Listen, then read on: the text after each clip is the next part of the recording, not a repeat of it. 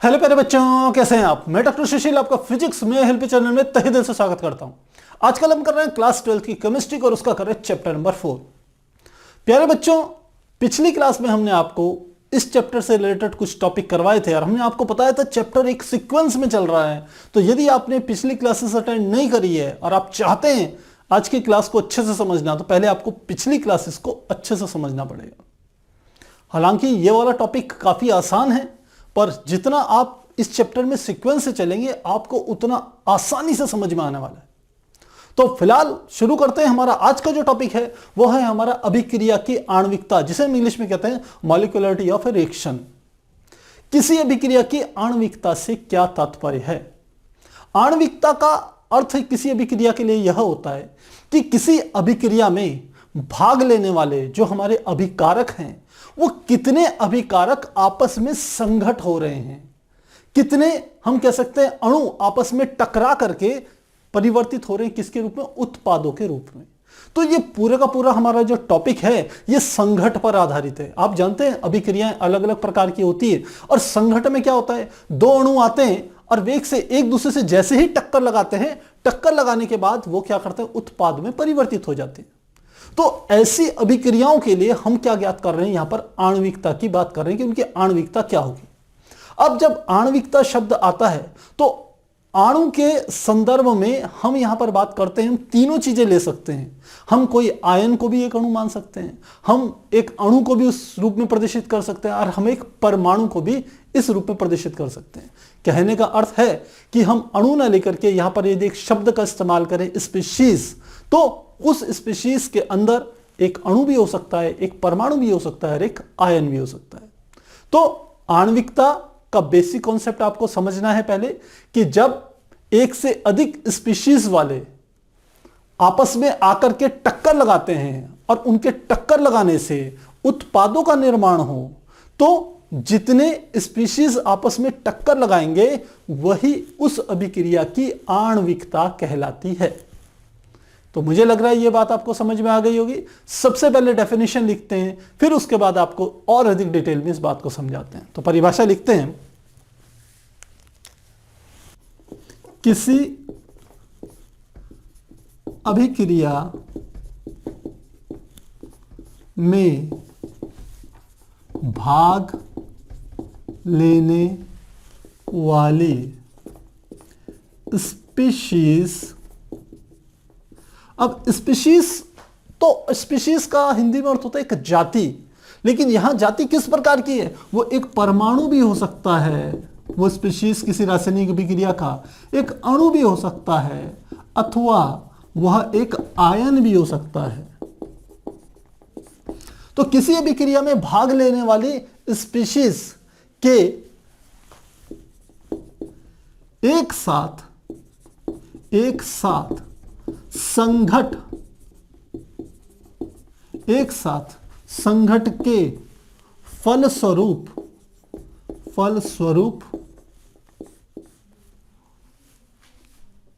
उत्पन्न रासायनिक अभिक्रिया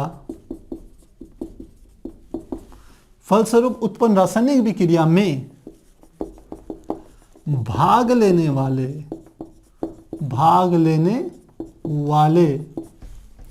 स्पीशीज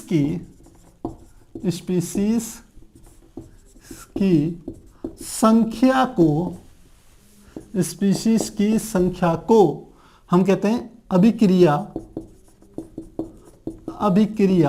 कौन सी है? रासायनिक अभिक्रिया। अभिक्रिया की आणविकता कहते हैं, आणविकता कहते हैं। तो अब इस परिभाषा को हम डिटेल से समझते हैं। हमने कहा किसी अभिक्रिया में भाग लेने वाली कोई भी एक रासायनिक अभिक्रिया हो, उस अभिक्रिया में भाग लेने वाली स्पीशीज। अब स्पीशीज शब्द यहां प्रदर्शित कर रहा है कि वह एक परमाणु भी हो सकता है, वह एक अणु भी हो सकता है अथवा एक आयन भी हो सकता है। तो इनमें से कुछ भी हो सकता है, तो इनको किसी एक ही नाम से हम स्पीशीज नाम से इंगित कर रहे हैं, प्रदर्शित कर रहे हैं। तो किसी अभिक्रिया में, अभिक्रिया यानी कि रासायनिक अभिक्रिया होगी, अभिक्रिया में भाग लेने वाले स्पीशीज के एक साथ संघट, अब प्यारे बच्चों ये शब्द ध्यान देने का है, यहां पर आया है एक साथ संघट। संघट तो समझते हैं ना आप, टक्कर। तो जितने भी रासायनिक अभिक्रिया में स्पीसीज होंगे, चाहे वो अणु हो, परमाणु हो, आयन हो, उनकी कंडीशन ये है कि उनको एक साथ संघट उनकी होनी चाहिए। यदि हम कह सकते हैं कि दो हैं तो आपस में टकराएंगे, एक साथ टकराएंगे तो अभिक्रिया घटित होगी। यदि तीन होंगे तो तीन आपस में एक झटके में एक साथ टकराएंगे तब अभिक्रिया घटित होगी। लेकिन तीनों को एक साथ टक्कर लगानी पड़ेगी, ये इस लाइन का सेंस है। और यहीं से हम कहते हैं इस जो हमारा ये टॉपिक है, ये टॉपिक हमें बाद में क्लियर होगा। तो एक साथ संघट के फलस्वरूप उत्पन्न रासायनिक अभिक्रिया में, अब संघट होगी तो संघट से क्या हो रही है, रासायनिक अभिक्रिया घटित हो रही है। तो इस रासायनिक अभिक्रिया में भाग लेने वाले स्पीसीज की, यानी कि ये जो स्पीसीज हैं, परमाणु हो, अणु हो या आयन हो, इनकी जो संख्या होगी वही हमारी अभिक्रिया की आणविकता कहलाती है। किसी अभिक्रिया की आणविकता इस बात पर डिपेंड करती है कि उसमें एक साथ संघट में कितने स्पीसीज भाग ले रहे हैं। तो मुझे लगता है काफी आसान है। अब यहां पर इस परिभाषा में एक संशोधन हमें और करना है। ये जो भी हम आणविकता निकालते हैं वह आणविकता हमेशा प्राथमिक अभिक्रियाओं की ही निकाली जाती है। प्राथमिक और जटिल रासायनिक अभिक्रियाएं दो प्रकार की होती हैं। हमने आपको इसी क्लास के पिछली वीडियोस में आपको ये बात बताई थी। प्राथमिक अभिक्रिया का अर्थ होता है एक ऐसी अभिक्रिया जो केवल एक चरण में घटित हो, उन अभिक्रियाओं को कहते हैं प्राथमिक अभिक्रिया। और जटिल अभिक्रियाओं का अर्थ होता है कि वे अभिक्रियाएं जिसमें एक से अधिक चरण होते हैं। तब अभिकारक उत्पादों में परिवर्तित होने के लिए एक से अधिक चरण का उपयोग करें, ऐसी अभिक्रियाओं को जटिल अभिक्रियाएं कहते हैं।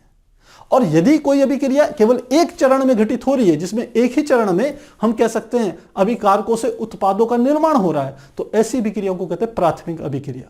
तो जब हम आणविकता की बात करेंगे, टक्कर की बात करेंगे संघट की, तो वे अभिक्रिया हमेशा प्राथमिक अभिक्रियाएं ही होंगी।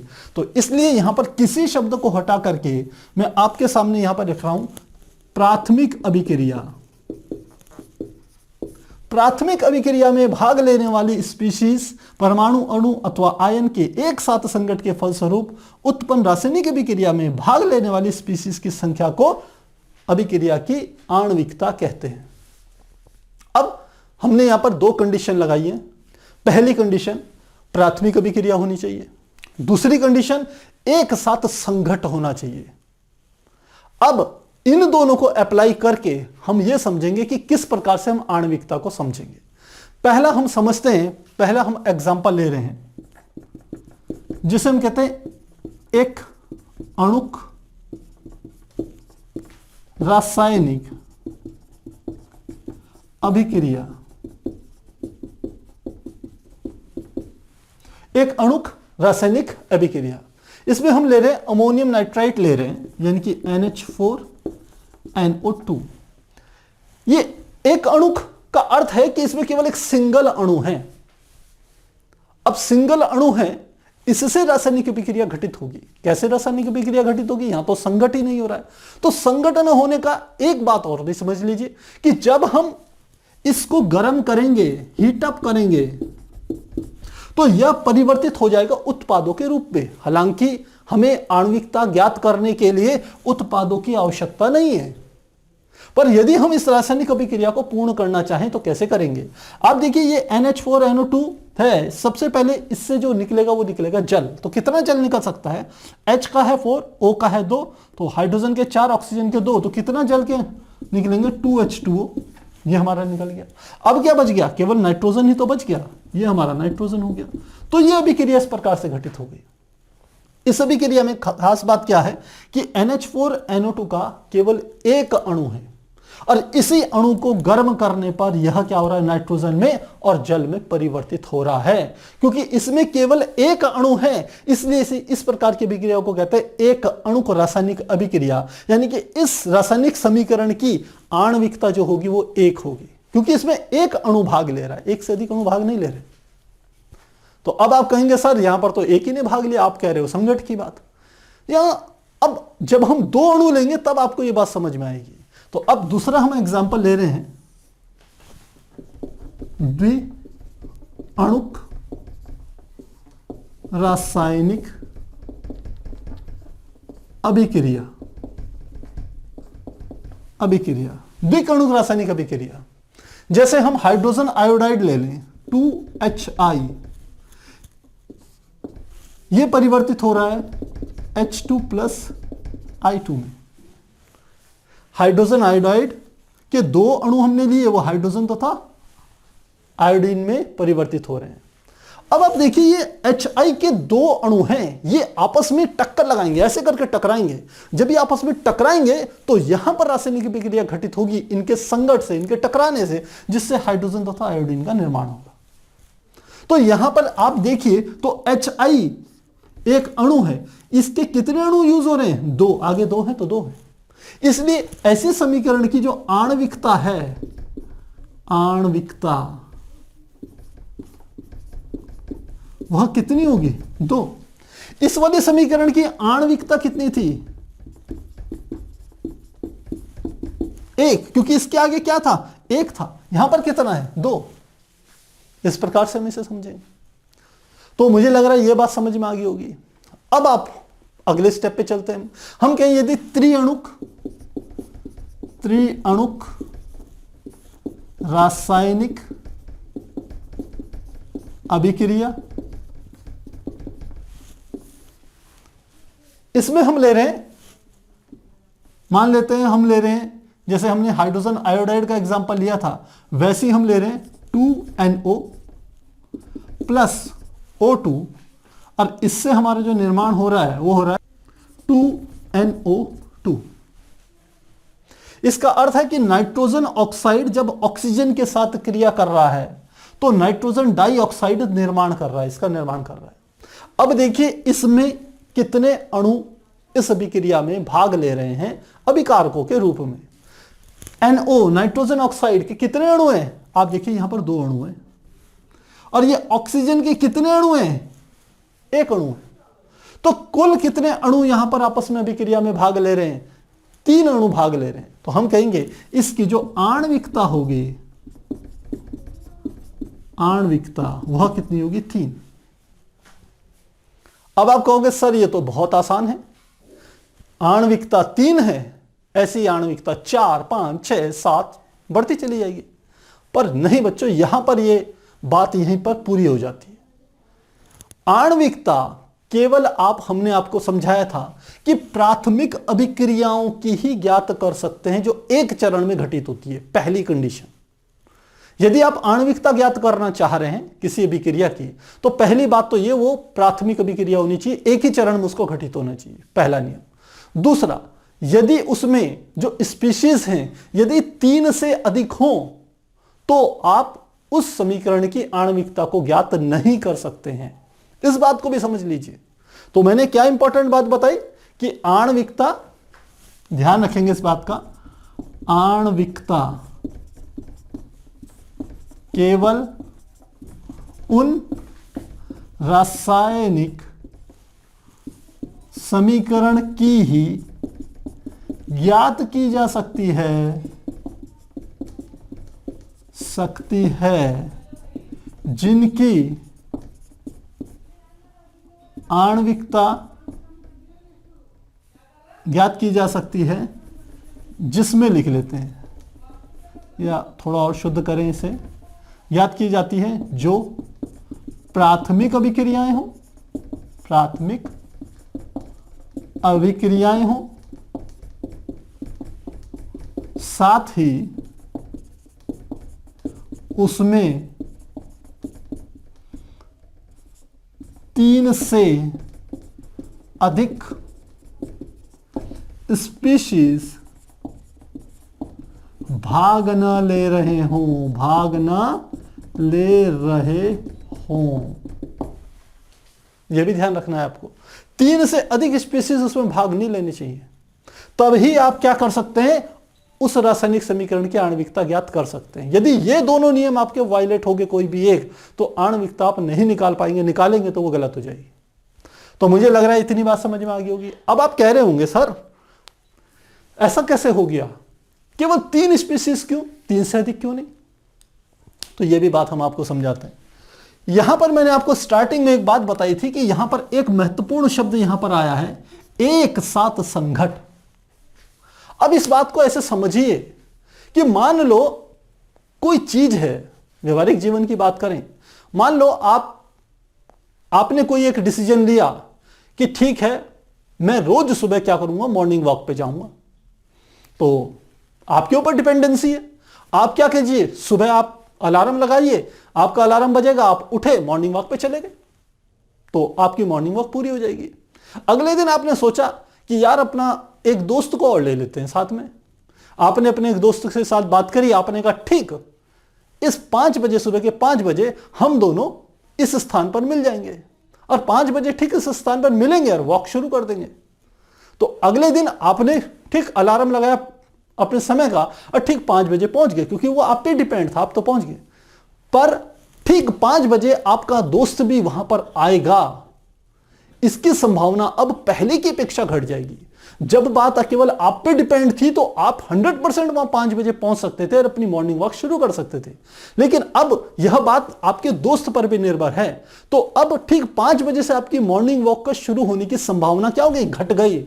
अब जरूरी नहीं है कि आप 5 बजे शुरू कर पाओ, हो सकता है वो 5:05 पे उस स्थान पे पहुंचे, तो आपकी मॉर्निंग वॉक 5 बजे की संभावना थोड़ी सी कम हो गई। अब मान लो आपको एक बात और लगी, आपने कहा चलो एक और दोस्त को पकड़ लेते हैं। आपने अपने तीसरे दोस्त को भी कहा कि भाई आप इसी जगह पर सुबह 5 बजे आ जाना, हम तीनों एक साथ मॉर्निंग वॉक करेंगे।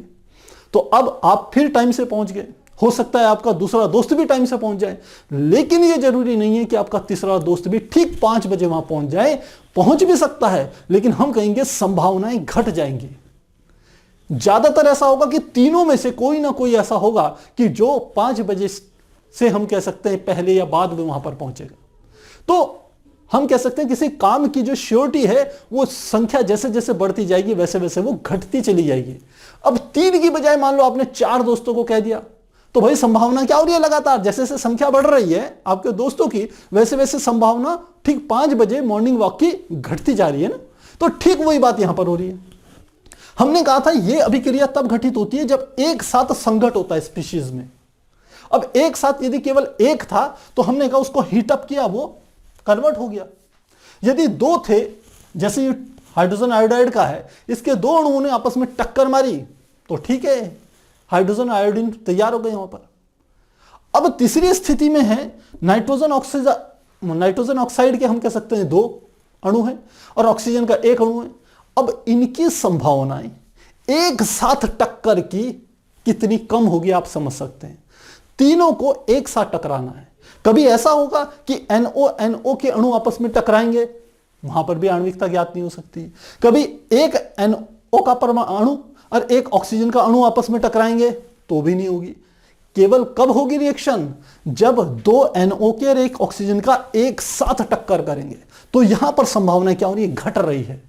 इसीलिए यहां पर बताया गया है कि आणविकता केवल तभी आप ज्ञात कर सकते हो जब अभिक्रिया या तो प्राथमिक हो। पहली बात तो कंडीशन हमने एक्सप्लेन कर दी थी। दूसरी बात, उसमें भाग लेने वाले स्पीशीज 3 से अधिक ना हो। यदि 3 से अधिक स्पीशीज भाग ले रहे हैं तो आप आणविकता ज्ञात नहीं कर पाएंगे। तो इस कंडीशंस को मुझे लग रहा है अब आपको समझ में आ गई होगी। अब हम साथ साथ यहां पर एक बात और समझते हैं कि यदि मैं कोई एक जटिल अभिक्रिया ले लूं, हम क्योंकि एनसीईआरटी को फॉलो कर रहे हैं तो एनसीईआरटी की ही हम अभिक्रिया यहां पर ले रहे हैं। जैसे एनसीईआरटी की अभिक्रिया है, जटिल अभिक्रिया का एग्जांपल ले रहे हैं। अभिक्रिया ये हमारी होगी KClO3 प्लस FeSO4 और ये हमारा ले लेते हैं 6FeSO, 3H2SO4। और यह रिएक्शन जो घटित हो रही है इससे बन रहा है हमारा एक KCl बन रहा है, एक Fe2SO4 बन रहा है। जब इसे बैलेंस करेंगे तो यहां पर हम 2 लगा देंगे, 2 भी नहीं क्योंकि यहां पर हम देख रहे हैं Fe के तो कितने हैं, 6 हैं, तो यहां पर कितने लगा देंगे, 3 लगा देंगे। और साथ में हमारा आ जाएगा 3H2O। ये हमने एक जटिल अभिक्रिया ली। जटिल अभिक्रिया क्यों, जटिल अभिक्रिया इसलिए क्योंकि यह 1 से अधिक चरणों में घटित होगी। अब आप कहेंगे सर इसमें भी एक प्रकार से आणविकता तो ज्ञात कर सकते हैं ना कि 3 तो H2SO4 के अणु हो गए, 6 FeSO4 के हो गए और एक KClO3 हो गया, तो टोटल कितने हो गए 10।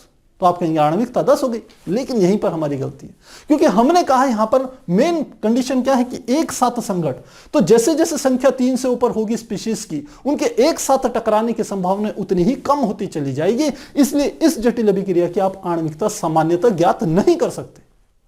तो अब बात आती है, अगर आप इसकी आणविकता ज्ञात नहीं कर सकते तो क्या इसकी कोटि ज्ञात की जा सकती है? कोटि ज्ञात हो सकती है जटिल अभिक्रिया की, लेकिन कैसे होगी यह भी समझिए।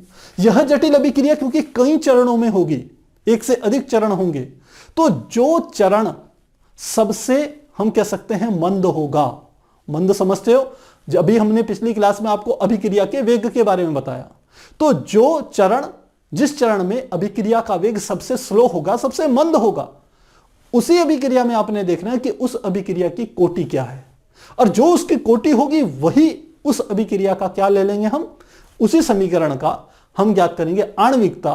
तो कोटि और आणविकता ऐसी जटिल अभिक्रियाओं की ज्ञात की जा सकती है, बशर्ते आपको उसके विभिन्न चरणों में से वह चरण ज्ञात करना पड़ेगा जिसमें कि अभिक्रिया सबसे मंद गति से चल रही है।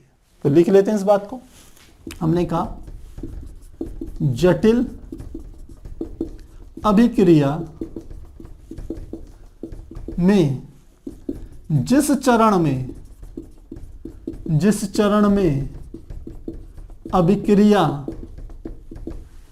की गति या अभिक्रिया का वेग लिख लेते हैं, ज्यादा अच्छा रहेगा, अभिक्रिया का वेग सबसे मंद हो,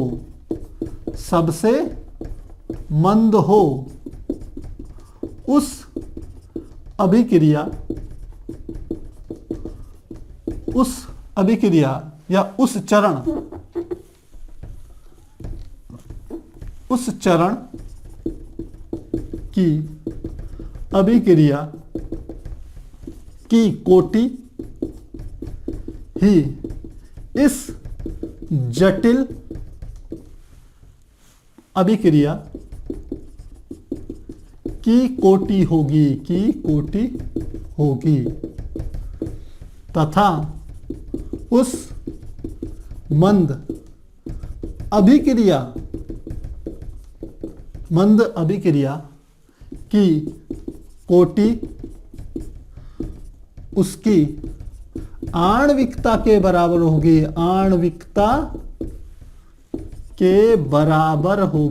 बराबर होगी। तो प्यारे बच्चों, मैंने क्या बात आपको समझाने की कोशिश करी है कि यदि आप कोई जटिल अभिक्रिया को डील कर रहे हैं तो उसकी आप सीधे समीकरण देख करके आणविकता ज्ञात नहीं कर सकते, क्योंकि वो एक से अधिक चरणों में होंगी। तो उसके लिए तरीका यह है कि आपके उसके विभिन्न चरणों को देखिए, जिस चरण में अभिक्रिया का वेग सबसे कम हो, सबसे मंद हो, सबसे स्लो चल रही हो, उस अभिक्रिया को सेलेक्ट कर लीजिए, उस चरण को सेलेक्ट कर लीजिए। अब उसकी क्या कर सकते हैं, कोटि ज्ञात कर सकते हैं। आप जानते हैं कोटि क्या होती है, अभिकारकों की सांद्रताओं की घातों पर निर्भर करती है। तो वहां पर आप क्या कर लीजिए, कोटि ज्ञात कर लीजिए, और जो उसकी कोटि आएगी उस मंद अभिक्रिया की, वही उसकी क्या होगी, आणविकता के बराबर होगी। तो इस प्रकार से हम जटिल अभिक्रियाओं की कोटि तथा आणविकता को ज्ञात कर सकते हैं, लेकिन यह तरीका नहीं है जैसे हमने और तरीकों में आणविकता ज्ञात करी। तो मुझे लग रहा है यह चीज आपको समझ में आ गई होगी। अब बहुत सी जगह पर इनको कंपेयर किया जाता है, अभिक्रिया की कोटि को और आणविकता को। तो पहली बात, आणविकता जो होती है वह हमारी, ध्यान रखिए, वो थ्योरेटिकली हमें समीकरण को देख के पता चल जाती है प्राथमिक अभिक्रियाओं के लिए, जबकि अभिक्रिया की कोटि आप समीकरणों को देख करके, किसी संतुलित समीकरण को देख करके ज्ञात नहीं कर सकते। उसके लिए आपको उसकी प्रैक्टिकल अप्रोच चाहिए, उसका प्रायोगिक आंकड़े आपके पास होंगे, तभी आप अभिक्रिया की कोटि को ज्ञात कर सकते हैं। क्योंकि अभिक्रिया की कोटि हमने बताया था, अभिक्रिया का वेग होता है बराबर k a की घात x b की घात y, जहां x तथा y कहां से पता चलते हैं, हमें प्रायोगिक आंकड़ों से ज्ञात होते हैं, पहली बात। दूसरी बात, हमने आपको यहां पर यह बात समझाई कि जो जटिल अभिक्रियाएं होंगी उनकी कोटि आप कैसे ज्ञात करेंगे, जो सबसे मंद अभिक्रिया होगी, मंद चरण होगा, उसमें उस समीकरण को आप लीजिए और वहीं से आपको क्या मिलेगी, अभिक्रिया की कोटि ज्ञात होगी, और वही कोटि किसके बराबर होगी, हम कह सकते हैं आणविकता के भी बराबर होगी। तो मुझे लगता है यह चीज आपको आसानी से समझ में आ गई होगी, कहीं कोई परेशानी नहीं है। आप इसे एक बार नोट कीजिए, फिर हम आगे कंटिन्यू करेंगे।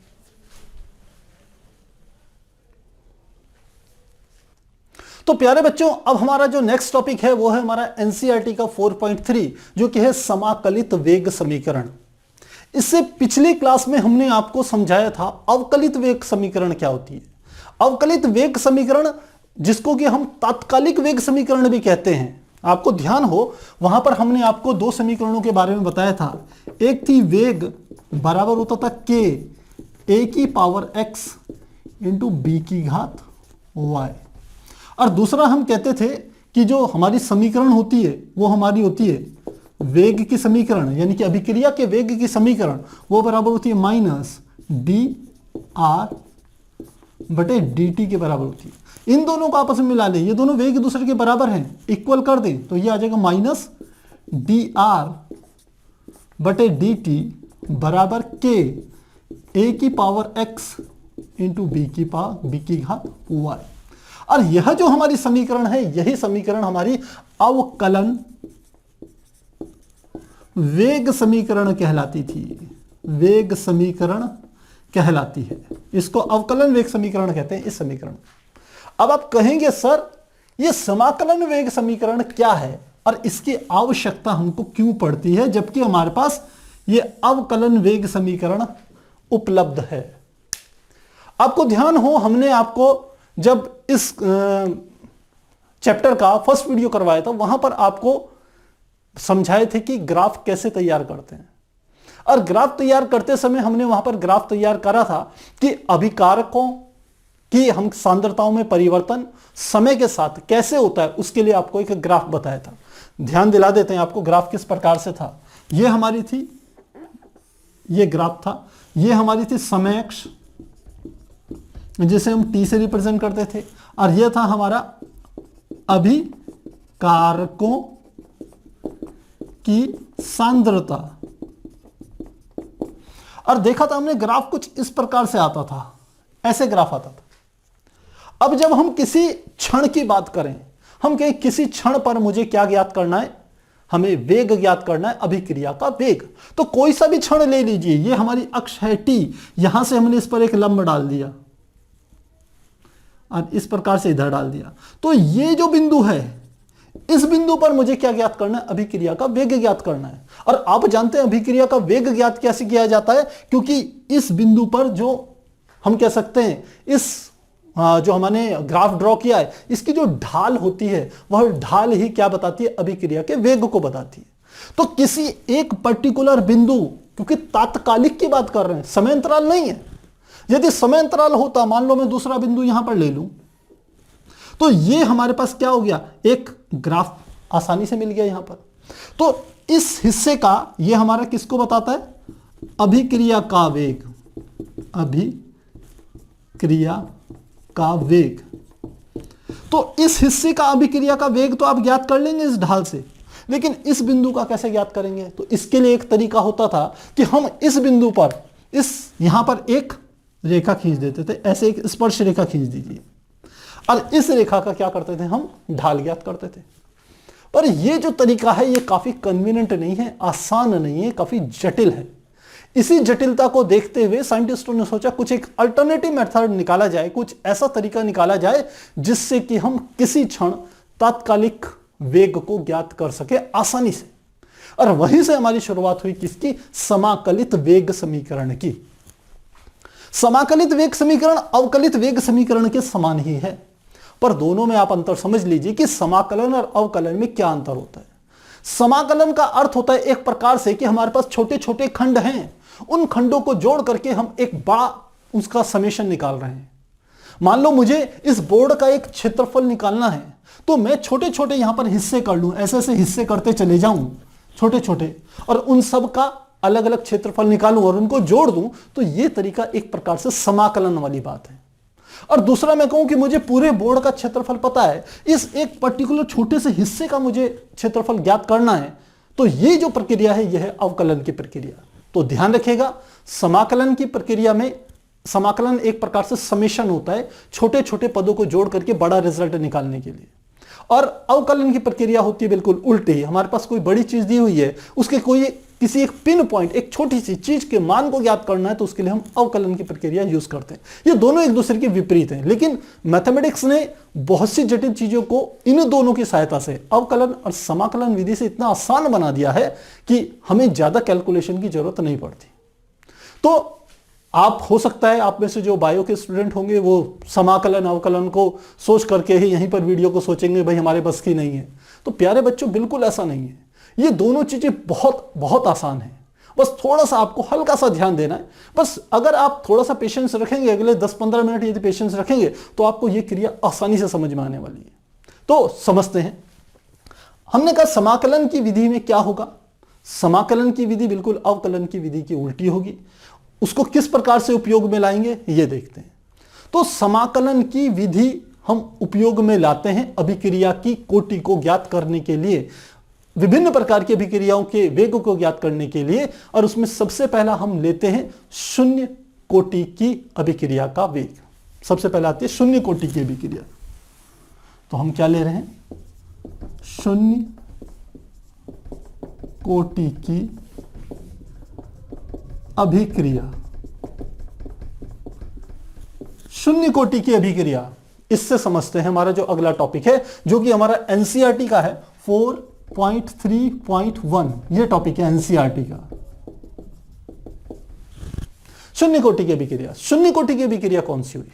शून्य कोटि की अभिक्रिया वह अभिक्रिया होती है जिसमें कि अभिक्रिया का वेग अभिकारकों की सांद्रताओं के घात के ऊपर निर्भर नहीं करता है। हमने यहां पर यह आपको अभिक्रिया लिखाई है ना, वेग बराबर के ए की घात x बी की घात y। तो अभिक्रिया का वेग ए की, ए क्या है? सांद्रता। ए क्या है? अभिकारक। अभिकारक की सांद्रता की घात है x, दूसरा अभिकारक बी की सांद्रता की घात है y। तो ये जो अभिक्रिया का वेग है इन सांद्रताओं की घातों x तथा y पर निर्भर करता है, जबकि शून्य कोटि अभिक्रिया में अभिक्रिया का वेग इनकी घातों पर निर्भर नहीं करता। तो अब यहां से हम अपनी शुरुआत करते हैं। हम कहते हैं कि माना अभिक्रिया हमने ली, एक अभिक्रिया ले रहे, रासायनिक अभिक्रिया, जिसमें अभिकारक सीधे परिवर्तित हो रहे किसके रूप में? उत्पाद के रूप में। अभिकारक को मैं रिजल्ट यानी कि R से रिप्रेजेंट कर रहा हूं और उत्पादों को प्रोडक्ट यानी कि P से रिप्रेजेंट कर रहा हूं। तो मैं कहूं इस अभिक्रिया के लिए अभिक्रिया का वेग व्यंजक क्या होगा? अभिक्रिया का वेग व्यंजक को हम ऐसे लिख सकते हैं, वेग बराबर, और अवकलन समीकरण के रूप में लिखें तो इस प्रकार से लिख सकते हैं। तो हम कह सकते हैं वेग बराबर हमारा हो जाएगा, यदि यहां से लिखें यह आ जाएगा K। अब यहां पर तो A तथा B दो अभिकारक थे, लेकिन यहां पर केवल एक ही अभिकारक है R। तो क्या लिख लेंगे? यहां पर आ जाएगा R, और R की घात हम ले लेते हैं N। क्योंकि ध्यान रखिएगा N बराबर होता है x प्लस वाई के, और N क्या होती है? ये होती है कोटि, अभिक्रिया की कोटि। क्योंकि ये शून्य कोटि अभिक्रिया है, यहां ध्यान रखिए ये क्या है? शून्य कोटि है। तो लिखते हैं चूंकि अभिक्रिया शून्य कोटि है, शून्य कोटि की है, अतः इस n का मान किसके बराबर होगा? 0 के बराबर हो जाएगा। और यदि n का मान 0 है तो वेग बराबर हमारा आ जाएगा k, और यह आ जाएगा r की घात 0। और किसी भी चीज की यदि घात 0 होती है तो वो 1 के बराबर होती है, यानी कि k के बराबर आ गया। अब यहां पर अवकलन समीकरण पे ध्यान दीजिए। ये अवकलन समीकरण, इसी समीकरण को इस रूप में रिप्रेजेंट किया गया था। इसका अर्थ है कि हम बाएं पक्ष वेग को ऐसे लिख सकते हैं। तो ये है वेग, वेग बराबर माइनस dr/dt। हम लिखते हैं चूंकि वेग बराबर होता है माइनस dr/dt के बराबर होता है। ये मान यहां पर रख लेते हैं वेग का। ये है समीकरण 1, ये है 2। तो लिखते हैं समीकरण 1 व 2 से। बहुत से बच्चे कहेंगे सर ये तो वेग बराबर k, r की घात 0 बराबर k है। अरे बच्चों बीच में छोड़ दीजिए ना, सीधे वेग बराबर किसके आ गया? k के बराबर आ गया ना, बस इतना ध्यान देना है। अब वेग की जगह क्या लिखना है? ये, और दाएं पक्ष तो क्या है? k। यही है समीकरण 1 तथा 2 को मिलाने पर। तो क्या आ जाएगा? वेग की जगह आ गया माइनस dr बटे डी टी, और दाएं पक्ष हमारा किसके बराबर है, के बराबर। अब हम डी टी की यहां पर गुणा कर रहे हैं, तो डी टी के इस पद में गुणा करें तो माइनस डी आर बराबर के इंटू डी टी के बराबर आ जाएगा। अब इसे हल करना है। अब लिखते हैं दोनों पक्षों का समाकलन करने पर, क्या कहा मैंने, दोनों पक्षों का समाकलन करने पर। अब समाकलन का क्या मतलब होता है, समाकलन का अर्थ है दोनों तरफ समाकलन का पहले तो निशान डालिए। तो निशान कैसे डालते हैं, देखिए मैंने इधर की ओर लिखा समाकलन, साथ में आ गया minus D R, minus D, और यहां पर लिख लिया मैंने आर बराबर, इधर की ओर भी समाकलन का, ये समाकलन का निशान है प्यारे बच्चों, ये समाकलन का निशान है। कहीं पर भी ऐसा दिखे, ये कुछ कुछ एस की तरह है, एस यानी कि समेशन, यानी कि पदों का योग, तो ये समाकलन का निशान है। और यहां आ जाएगा के इंटू डी टी, यह आ गया के इंटू डी टी। अब यहां पर एक बड़ी इंपॉर्टेंट बात मैं आपको बताने जा रहा हूं, जिन लोगों ने अवकलन समाकलन नहीं पढ़ा हुआ है, जो मैथ्स के बच्चे हैं वो तो जानते हैं, जो नहीं जानते हैं वो समझ लीजिए। डी का अर्थ होता है परिवर्तन, चेंज, और डी के बाद जो पद होता है इसका अर्थ है उसमें परिवर्तन हो रहा है। तो यदि मैंने यहां पर डी ब्रैकेट में आर लिखा है तो आर का मतलब है उत्पाद, अभिकारक, सॉरी, क्योंकि उत्पाद को तो हम पी से रिप्रेजेंट करते हैं, तो आर का मतलब हो गया अभिकारक, और ये ब्रैकेट का अर्थ है अभिकारक की सांद्रता। तो डी और ये ब्रैकेट आर का अर्थ हुआ पूरा का पूरा अभिकारक की सांद्रता में परिवर्तन। दूसरी बात यहां पर देखिए, ये के है कांस्टेंट, के कांस्टेंट है, ये समय के साथ बदलेगा नहीं, स्थिरांक का अर्थ यही होता है कि जो समय के साथ नहीं बदलता। तो यहां पर क्या है, डी के बाद है टी, यानी कि टी क्या है, परिवर्तनशील है, ये बदलेगा। जब समय के साथ ये बदलेगा तो इसकी सांद्रता में भी परिवर्तन होगा, यही बात हमें यहां पर समझनी है। तो अब यहां पर हम आपको एक सूत्र बता रहे हैं, ध्यान रखिएगा ये सूत्र, यदि समाकलन x की घात n इंटू डी एक्स हो तो यह बराबर होता है x की घात n प्लस 1 बटे n प्लस 1, इसके बराबर होता है। और साथ ही आप जब भी समाकलन करें तो एक कांस्टेंट ले सकते हैं जिसको हम मान लेते हैं यहां पर i से रिप्रेजेंट कर रहे हैं। ये क्या है, समाकलन नियतांक, ये ध्यान रखना बस। तो मेन फार्मूला इसका क्या है, ये वाला है। अब इसमें ये फार्मूला हम अप्लाई करेंगे, कैसे करेंगे देखिए, हमने कहा इसी पे चलते हैं फिर से। यहां पर यह है समाकलन, देखिए यहां पर डी आर तो है, ये डी जैसे एक्स है वहां पर डी आर तो है, लेकिन यहां पर आर था, यहां पर जैसे एक्स है तो यहां पर भी एक्स है, तो यहां पर आर है तो इधर तो आर है नहीं, तो माइनस तो मैंने बाहर लगा दिया, तो मैंने आर लिख लिया अपनी तरफ से, और साथ में क्या लिख लिया, डी, और यहां पर क्या लिख लिया, आर। तो अब ये वाला पद इसके समान बन गया, आप देखिए। लेकिन आप कह रहे होंगे सर ये आपने आर तो अपनी तरफ से लिख दिया, ये तो गड़बड़ हो गया, और सच में गड़बड़ हो गया।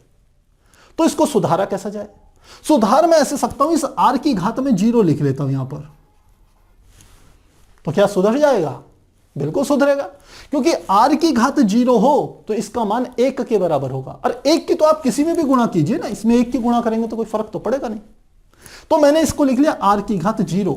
तो क्यों लिखा, क्योंकि मैं इसको इस सूत्र में मैंने परिवर्तित कर लिया प्यारे बच्चों, तो ये इसमें परिवर्तित हो गया। ठीक इधर की ओर भी करते हैं ऐसे ही, बराबर समाकलन, जो कांस्टेंट के है इसे लिख लिया बाहर, और यहां पर डी टी है तो डी टी लिख लिया। अब यहां पर आगे कुछ नहीं था तो टी की घात 0 कर दिया, जैसे यहां आर की घात 0 वैसे टी की घात 0। तो मुझे नहीं लगता कोई परेशानी होगी आपको। अब इसे आगे सॉल्व करते हैं। अब आप जानते हो ये x की घात n इंटू डी एक्स बराबर होता है x की घात n plus 1 upon n plus 1। तो हम एक तरफ का यहां पर समाकलन ले लेते हैं, हमने कहा मान लेते हैं ये बराबर आ गया माइनस, इसका हो जाएगा r की घात 0 प्लस 1 बटे 0 प्लस 1, यही तो करें, r की घात 0 प्लस 1 बटे 0 प्लस 1। और यहां पर हम कांस्टेंट ले लेते हैं, मान लेते हैं ये हमने i1 ले लिया, और इधर की ओर चले जाएं, यहां पर हो गया कांस्टेंट k, और साथ में आ गया टी की घात, यही फार्मूला लगा रहे हैं। एक्स की घात n था तो एक्स की घात n प्लस 1 बटे n प्लस 1, तो यहाँ x की जगह क्या आ गया t और n की जगह क्या आ गया 0, तो t की घात 0 प्लस 1 बटे 0 प्लस 1 और साथ में समाकलन ले लिया i2। अब इसको सिंप्लीफाई करने के लिए, क्योंकि ये दोनों कांस्टेंट ही तो हैं, एक कांस्टेंट में दूसरे कांस्टेंट को जोड़िए घटाइए, कोई फर्क थोड़ी पड़ेगा। तो हम इसको कैसे सॉल्व कर रहे हैं, हमने इसको लिखा माइनस, देखिए अब r की घात नीचे 0 प्लस 1 तो 1 हो गया, 1 का किसी में भी भाग देंगे उतना ही आएगा, और यहां आगे r की घात 0 प्लस 1 यानी कि 1, यानी आ गया r बराबर। इधर की ओर देखिए, आप सोच रहे होंगे सर i1 कहां गया, i1 को उधर ले जा रहे हैं, ध्यान दीजिएगा। तो यहां पर क्या आ गया k, और ये क्या है t की घात 0 प्लस 1 यानी कि 1 के बराबर यानी कि t, और नीचे 0 प्लस 1 यानी कि 1 का भाग इस t में देंगे तो इतना ही आएगा। ये i1 इधर चले गया तो क्या आ जाएगा i2 माइनस i1। ये दोनों क्या चीजें हैं, ये है नियतांक। इन दोनों की जगह एक ही नियतांक में ले रहा हूं, r बराबर kt plus i2 minus i1 को मान लेते हैं, मैं i से प्रदर्शित कर रहा हूं। ये दोनों नियतांक तो थे, एक नियतांक से दूसरा नियतांक घटाएंगे तो नियतांक तो आएगा, कांस्टेंट ही तो आएगा। तो हमने यहां पर ये ले लिया। हो सकता है यहां कुछ बच्चों को जटिलता लग रही हो, पर प्यारे बच्चों डीपली समझिए, थोड़ा समय दीजिए, थोड़ा दिमाग लगाइए, देखिए आगे के लिए बहुत चीजें आसान होगी आपकी। ये चीज यदि यहां समझ गए तो आगे आपको काफी आसान लगेगी ये चीजें। तो हमने कहा ये इस प्रकार से हमने इसको लिख दिया। तो अब आपने क्या करना है, हमने कहा कि अब ले रहे हैं समय, हम कहते हैं जब t बराबर हो 0, जब अभिक्रिया शुरू ही हुई थी। अभिक्रिया कौन सी है, ये है अभिक्रिया। अभिकारक उत्पाद में परिवर्तित हो रहे हैं, लेकिन हमने कहा शुरुआत में, स्टार्टिंग में जब t बराबर 0 था तो मान लेते हैं r का मान किसके बराबर ले लिया मैंने, r0 के बराबर ले लिया। तो ये मान इस समीकरण में रखने हैं, तो रखें। जब t का मान 0 है तो r किसके बराबर है, r0 के बराबर, तो यहां लिख लेंगे माइनस r0 बराबर, ये आ गया k। t का मान कितना है 0, तो मल्टीप्लाई 0 प्लस किसके बराबर है, i के बराबर। तो इसकी 0 में गुणा हुई तो ये तो हो गया 0, तो यहां से हमारा क्या निकल गया, i बराबर माइनस r0 के बराबर आ गया। मुझे लग रहा है इसमें कोई परेशानी नहीं होगी आपको, k की 0 में गुणा होगी 0, माइनस r0 i के बराबर है, यही मैंने यहां लिख दिया। अब i का ये वाला मान हम कहां पर रखेंगे, हम रख रहे हैं इस वाली समीकरण में। हमने अभी तक समीकरण ली थी 1 2, इस वाले ले लेते हैं, ये वाली है समीकरण 3। ये पूरा काम हमने क्यों करा, क्योंकि हम ये कांस्टेंट i के मान को निकालना चाह रहे थे, इसलिए हमने t बराबर 0 की कंडीशन ली। तो अब आगे सॉल्व करें इसको, तो लिखते हैं समीकरण 3 में i का मान रखने पर, रखते हैं तो क्या आ जाएगा, माइनस r बराबर k, t की जगह t, और i की जगह क्या लिखना है, माइनस i0 माइनस r0, ये लिख दिया मैंने। अब इस r0 को इधर ले आओ, बराबर के इधर की तरफ ले आते हैं, तो ये इधर आएगा तो ये क्या हो जाएगा, प्लस का हो जाएगा, तो ये आ गया r0, ये किसका है, माइनस का r बराबर किसके है, k इंटू t के बराबर है। अब क्या करना है हमारे को, तो k की वैल्यू निकालनी है, तो k क्या आ जाएगा, k बराबर r0 माइनस r बटे क्या आ गया t, और यह हमारा क्या हो गया, फार्मूला निकल गया, जिसको कि हम कहते हैं वेग स्थिरांक का सीधे सीधे हमारे पास फार्मूला आ गया। तो इस फार्मूले की हेल्प से हम आसानी से क्या ज्ञात कर सकते हैं, वेग को भी, क्रिया के वेग को भी ज्ञात कर सकते हैं आसानी से। आप कहोगे सर इसमें ऐसी क्या खास बात है, तो प्यारे बच्चों इसमें खास बात यह है कि नीचे t आ गया है। t यानी कि तात्कालिक समय, वह क्षण जिसमें आपको अभिक्रिया का वेग ज्ञात करना था। और अभिक्रिया का वेग सीधे सीधे क्या है, यहां k a की घात x b की घात y के बराबर है। आपको k का मान पता चल गया, वेग के समीकरण में मान रखिए k का, आसानी से आपका निकल जाएगा। तो मुझे लग रहा है यह काफी आसान है, आपको अच्छे से समझ में आ गया होगा। तो यह हमारी कहलाती है कौन सी, शून्य कोटि की अभिक्रिया के लिए समाकलन। हम क्या निकाल रहे हैं, समाकलित वेग समीकरण हमने यहां पर ज्ञात कर लिया। अब यहां पर हम कहते हैं कि क्या कुछ अभिक्रियाएं ऐसी हैं जो शून्य अभिक्रिया वाली हैं। तो इसके लिए यहां पर हम आपको एक एग्जांपल देते हैं। शून्य कोटि की अभिक्रिया कौन सी है, एक एग्जांपल हमने कहा जैसे अमोनिया होती है NH3 अमोनिया, यदि उसको हम गर्म करें, और ये अमोनिया गैस कहां पर स्थित है, हमने कहा मान लो तो एक प्लेटिनम है, प्लेटिनम की सतह पर स्थित है। आप कहोगे प्लेटिनम की ही सतह क्यों? क्योंकि हम अमोनिया जब अभिक्रिया कर रही है तो उसके लिए हम कह सकते हैं जो एक उत्प्रेरक की तरह काम करेगा। उत्प्रेरक क्या होते हैं? जो हमारी इच्छानुसार अभिक्रिया की गति को या तो घटा देते हैं या फिर बढ़ा देते हैं, वो उत्प्रेरक कहलाते हैं हमारे। तो हमने कहा उत्प्रेरक के रूप में क्या आया, प्लेटिनम आ गया, Pt प्लेटिनम है। और इस प्लेटिनम को हमने किस टेंपरेचर पे रखा है, 1130 केल्विन टेंपरेचर पे रख दिया। तो ये जो अमोनिया है ये परिवर्तित होगी N2+H2 में परिवर्तित होगी, अपने घटकों में परिवर्तित होगी। अब यदि आप इसको संतुलित करना चाहें तो संतुलित करना आसान है। आप इसके यहां पर देखिए हाइड्रोजन के 3 है, यहां पर 2 है, यहां पर आपने 2 लिख दिया और यहां पर क्या लिख दीजिए, 3 लिख दीजिए। यह समीकरण क्या होगी, संतुलित हो गई। तो ये जो हमारी अभिक्रिया होती है ये होती है शून्य कोटि की अभिक्रिया, शून्य कोटि अभिक्रिया। यानी कि यह जो अभिक्रिया है, यह अभिक्रिया NH3 यानी कि अमोनिया की सांद्रता की जो घात है उस पर निर्भर नहीं कर रही है, इसलिए यह क्या है, शून्य कोटि की अभिक्रिया कहलाती है। तो प्यारे बच्चों, आज हमने समझा कि पहली बात तो आखिर हमारे को समाकलित वेग समीकरण की आवश्यकता क्यों पड़ी।